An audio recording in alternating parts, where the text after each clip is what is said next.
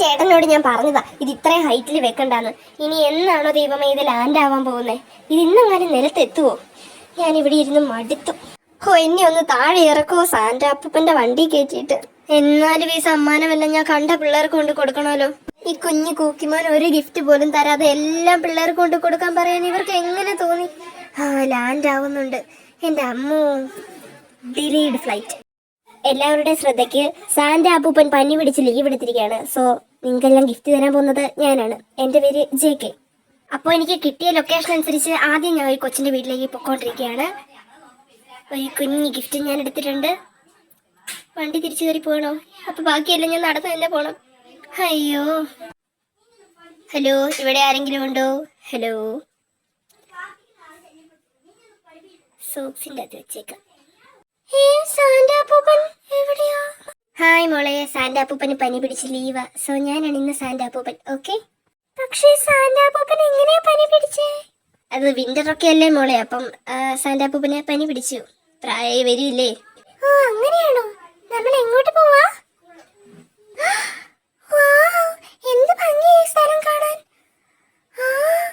അങ്കിളും എന്റെ കൂടെ ക്രിസ്മസ് ആഘോഷിക്കാൻ വന്നതാണോ?